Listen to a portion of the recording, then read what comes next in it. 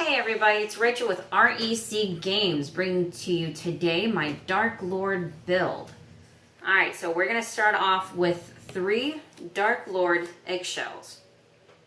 This is my favorite card. I ditch her and one other Darklord card, does not have to be a monster, to the graveyard to draw 2. Normally I throw probably Superbia because I'll tell you about him later if you don't know about him.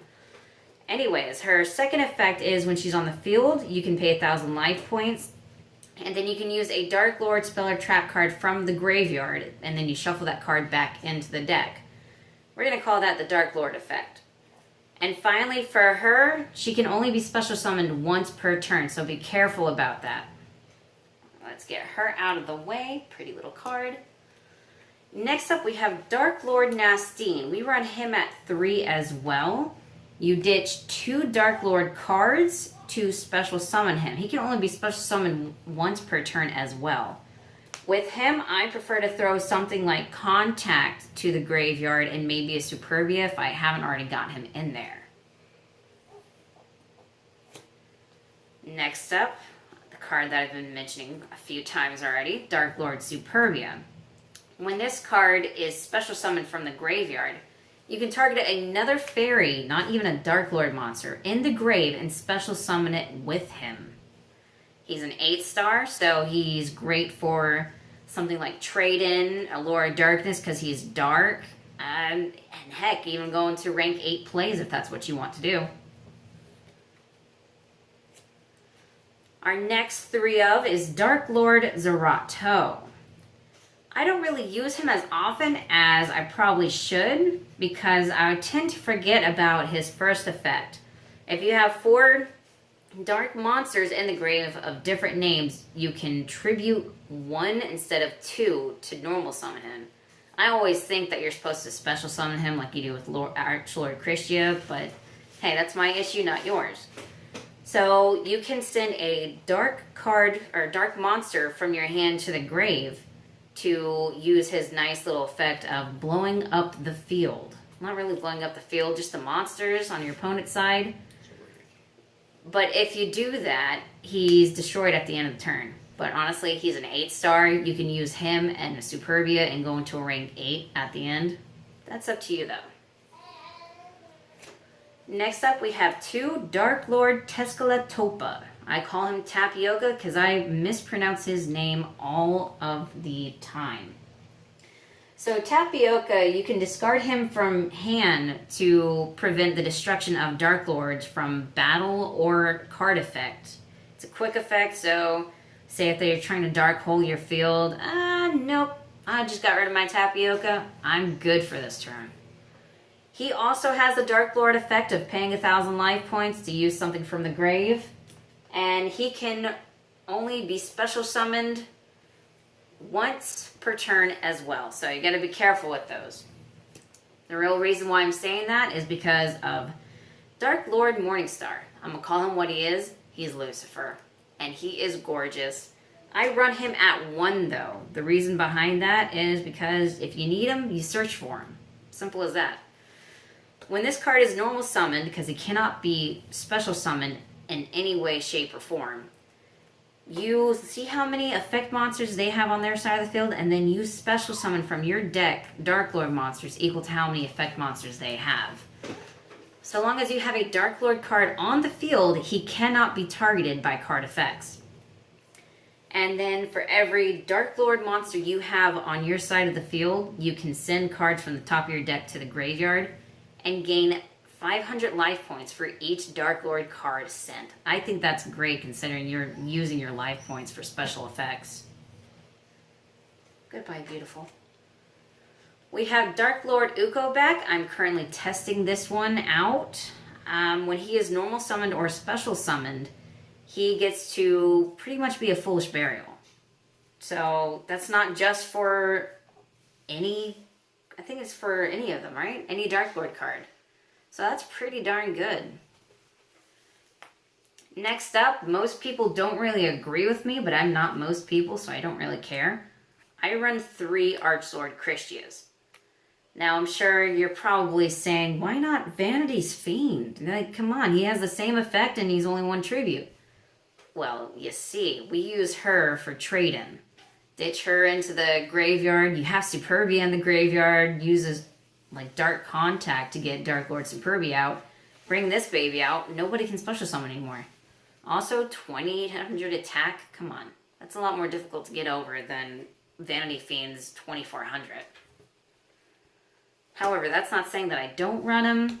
He's pretty good for Allure of Darkness, if I can talk, excuse me. For targeting that. And, you know, sometimes I have to actually go into them. Alright, so that is that for all of the monsters. Let's go into our spells. First off, we run 3 Banishment of the Darklords. I don't know why I want to say darkness. I mean, they are dark-related things, but anyways, rambling. Banishment of the Darklord says, I can add 1 Darklord from deck to hand. I can only use it once per turn. Thankfully, I have plenty of things that lets me discard it into the graveyard, and I have plenty of effects that lets me use it from the grave. With that card, you can search out anything, honestly. We run 3 Darklord Contacts. This is a Monster Reborn, pretty much, for Darklords, but they put them into defense. The main thing that I target with that is Superbia. Obviously, I've mentioned him so many times, but he is a really great card. Superbia can bring out Christia, or Ixchel, or any of the Meltzes. The Meltzes, yes. Apparently, I don't know how to English. Next up, 3 trade-ins. This card is obvious. For those of you who don't know, you discard a level 8 monster and then you draw 2. Plenty of targets in the deck for that. I mentioned this one a couple of times as well. Allure of Darkness. You draw 2 cards, then you banish a dark card. If you do not have any dark cards, you have to send your entire hand to the grave. Yeah, that sucks. If you're not running Darklords. Twin Twisters. We got 2 of them right here. You discard a card, you destroy 2 spell or trap cards on the field. That's awesome for this deck. You want your special cards to be in the grave. Last but not least, for spells, we have Soul Charge. Pay 1,000 life points, special summon as much as you can from the grave, but you can't attack that turn. Honestly, my targets would probably be Superbia for obvious reasons. And you know what, they're in attack mode, then you can overlay. Anyways, rambling. On to the traps now. We're running 1 Darklord enchantment. It says you have to discard, I think it's a Darklord monster from your hand to not even target something on their side of the field, one of their monsters, and bring it to your side of the field. But you know what? With the use of the Darklord Ixchel's second effect, you don't have to even pay the sending of Darklord monster. Darklord Rebellion starts off the same way, but this time you get to destroy a card on the field. You don't even target. How great is that? I think it's great. 2 Call of the Haunteds, for obvious reasons. Puts them in attack mode, but it works in this, especially since you can just straight on attacking. 1 Solemn Strike. I really like this card because, well, I mean, in Darklord Rebellion, you see Solemn striking down Lucifer. I think it's great. It's a great tie-in. Now, I do run an extra deck here. Not much of anything, but you don't even have to. This will be perfect for a link format, in my opinion. But we have Hope Harbinger, Dragon, Titanic, Galaxy. You need, I think it says 2 level 8s over there. That's easy peasy. That's for clearing out the spells and traps in the back row. I think it's just spells. I don't know. Just negates. Negates? Spells, yeah. Okay. You see, I don't even know the effects because I don't use them. You don't need to with Darklords. It's just there for safety measures. Galaxy Eyes Full Armor Photon Dragon. We have, it's a 4,000 beater. That's really all that I use it for, because sometimes they have something a little stronger than 3,000. I like to either crash into it or crash over it. Galaxy Eye Cypher Dragon. I think he was also just re-released as well, right? We have number 77, The Seven Sins.